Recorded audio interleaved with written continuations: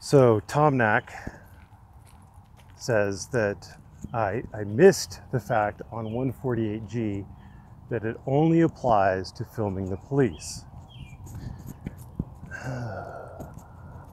I believe this is in my California trespassing video that I just did. You may have noticed that I was responding to comments on trespassing, comments on 148G allowing you to film in general. I answered the call of the question. I always answer the call of the question. And after I answer the call of the question, I get a bunch of people popping in saying, well, you missed this, you missed that. Those were not the question. I am fully aware 148G only applies to filming the police because 148G only applies to 148A, obstruction or resisting a police officer or other, firefighters and things like that. But generally speaking, it's going to be obstructing or resisting a police officer. 148G applies to filming police officers because it will prevent the police officers from applying 148A to a situation where someone is only filming. But thank you for pointing out that it only applies to police officers. Along that line, I am fully aware of the settlement the ACLU reached with the DHS that prompted the 2010 DHS memo. I don't address it because it doesn't matter. It really doesn't matter. I'm sorry to burst everybody's bubbles, but I apply the law that matters. I apply the facts that matter. You're not going to go in and say, well, but the DHS stipulated to this in the settlement with the ACLU in New York. Zero persuasive effect. Absolutely useless information. Am I aware of it? Yes. Does it matter? No. Am I going to waste time talking about it every time I want to talk about the DHS memo? No. Does the DHS memo apply to the post office? No. The post offices were specifically exempted from the GSA. Now, there may be some post offices that are located on GSA property. I'm not aware of all of the postal property, but if you Google USPS property, you'll get a list maintained by the USPS of the property that the USPS owns. They own like 8,000 properties. I don't know how many post offices there are in the US. There's probably more than 8,000, but you can rest assured that some, at least, USPSs are on postal property, not GSA property. And in the tenant agency owned space or leased space, the tenant agency's rules and regulations apply. It's in the common areas that the tenant agency's rules would apply. There are actually provisions in the GSA's regulations that allow for non-conforming rules by tenant agencies. Tenant agencies can adopt rules that don't necessarily conform to what the GSA has decided they want. It's almost like, and you'll forgive me here for pointing it out, but it's almost like the DHS memo doesn't apply to anybody except for the FPS. It's almost like that, isn't it? It's almost like I've been telling you guys forever. But I guess if you desperately want to hold out hope that the DHS memo, which doesn't say what you want it to say, will somehow magically apply to agencies that it doesn't apply to, so that it could say things about those agencies that you want it to say, but it doesn't actually say, then sure. I mean, knock yourself out. That's what America is all about. Finally, Leon Valley. I still can't talk about the waiver and release of liability because I haven't seen it. And my gut instinct, my reptilian brain, my early stage lawyer brain is suggesting that if if things aren't completely out of whack in Texas.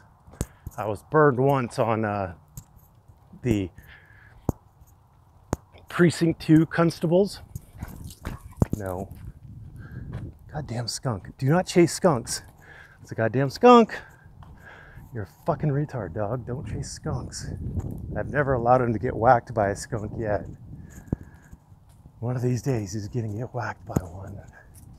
He's gonna want to cuddle, and I'm gonna be like, screw you, dude. Anyway. Yeah, the release and waiver.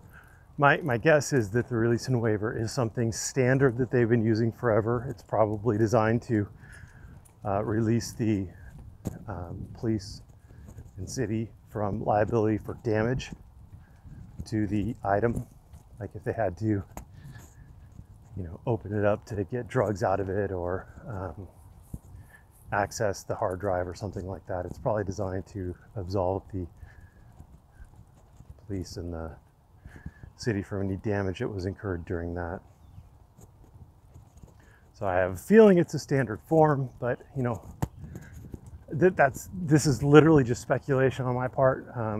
If they developed it specifically for Leon Valley, I would probably try to figure out a way to include that in a lawsuit to show some sort of an intent to cover up on their part.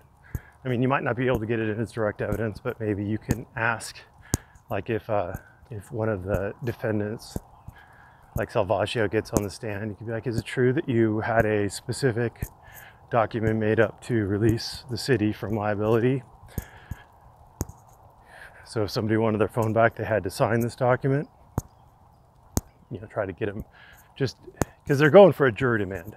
Speaking of the complaint, yes, I have a copy of the complaint. I just got it, so you can't expect me to have gone through it.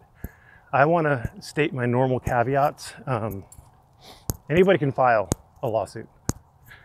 There's no minimum evidence required to start a lawsuit. In fact, a lot of lawsuits have been started without any evidence at all, because you can't get the evidence until you get discovery, and then you can start subpoenaing documents and people and deposing people, etc. So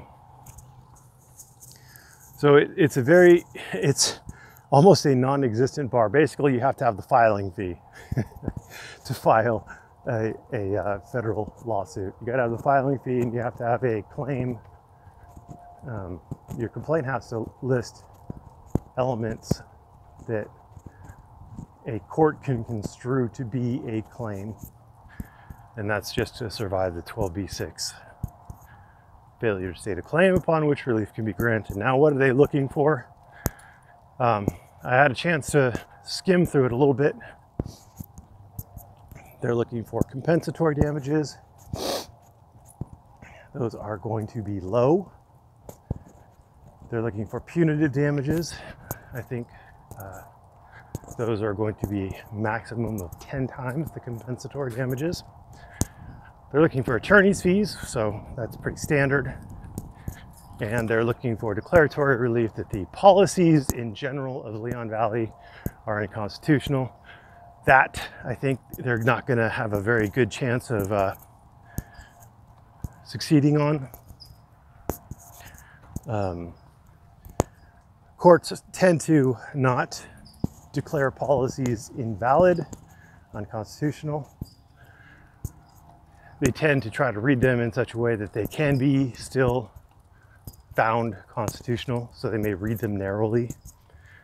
But maybe.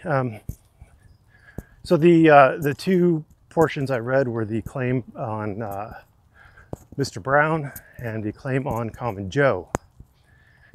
And I think it's telling that they went with Mr. Brown's claim first. Chronologically, it makes sense. And damages-wise, it makes the most sense.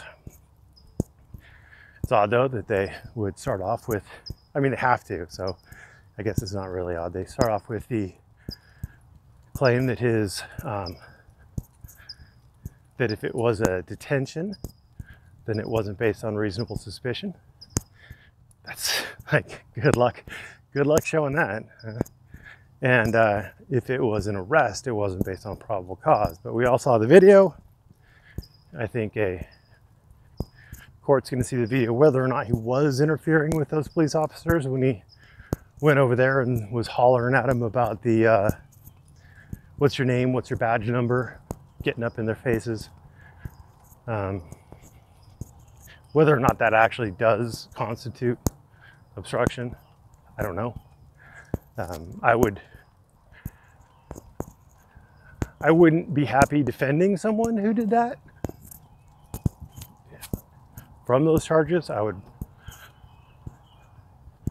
be tough. Again, I'm not licensed to practice in Texas, so I'm not facing that, but that seems like it'd be a hard sell to a judge anyway. That'd be an almost impossible sell to a jury, maybe, but I don't know if you'd get a jury trial on that obstruction charge. So, and then the resisting arrest. Well, so it's going to be tough because number one, the magistrate, I believe, already did a probable cause hearing and found there was probable cause. And if he is eventually convicted of it, or if the court finds that there was probable cause in the actual trial, then, well, there goes that. Well, not necessarily. I guess you could still argue it, but I mean, that's next to impossible. That's a Sisyphean task. Trying to convince a court in a civil action that the police lacked probable cause when it was determined beyond a reasonable doubt in the criminal case that they had it. And then the common Joe thing is they took his phone away from him. If common Joe would pull his head out of his ass long enough to just go inside and fill out the claim form, then maybe he'd get his phone back. I don't so they'd have to, like, the complaint says that they're refusing to give him his phone back, but they're not. They're just saying that you have to meet these otherwise reasonable conditions for us to give you the phone back, and they can probably articulate exactly why they have those conditions. They want to make sure it's his phone. They don't want to give somebody else's phone to him. I mean, that would expose them to liability, et cetera, and they don't want that. So, anyway, having read ever so tiny pieces of the complaint, I'm not especially surprised or optimistic, any more optimistic than I was. I still think the best chance of, if they don't settle, because settling is always an option, if they don't settle, I still think the best chances the claim has of, or the complaint has of succeeding, I'm assuming they have the arrests of the witnesses and the seizure of the witnesses' phones. Now, you can seize evidence. The police can seize evidence. Anything they have probable cause to suspect is evidence they can seize, which would include witnesses' phones. Now, they have other ways of doing it that don't necessarily, that aren't as shocking to the conscience as just grabbing people off the street. They could do the subpoena ducis tecum, or tecum. I don't know how to pronounce it. We say subpoena ducis tecum in my office. I don't know if that's correct. It's like voir dire. Who knows? Who knows how to say it? No one knows. You ask 3 attorneys, you'll get 4 responses on how to pronounce voir dire. I say voir dire. Anyway, what were we talking about? Yeah, so the main thing, I think, the most shocking bits, the thing that they're most likely going to succeed on, most likely, hashtag not necessarily, is the seizure of the witnesses and the cameras of the witnesses. I don't think that's going to be a huge payout. And especially if they're offering to give these people their phones back, and they've been offering to give these people their phone back. They've been out of phone for a week or something like that. One may be able to make the argument that they would have to replace the phone. Oh, I can't live without my phone. I need it for work, so I had to replace my phone. I spent $1,000 or whatever on a new phone. One could argue that as far as damages, but I'm not seeing, it's just not going to add up to a huge payout. Like, none of these guys, I don't think, are going to be able to independently retire and live free and clear, although it doesn't look like a lot of them spend much money on their living styles, their lifestyles. Not that I'm judging them. I live pretty down and dirty and cheap myself. Because while I may be a lawyer, I'm certainly anything but rich at this point. So anyway, that was my morning ramble. We covered the 148G again. We covered the ACLU settlement that gave rise to the DHS 2010 memo. We covered the Leon Valley waiver / release from liability. I'm not sure entirely what it is. Still new. If anybody has it, let me know.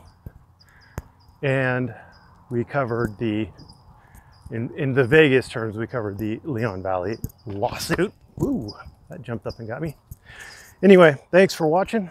Have a great morning.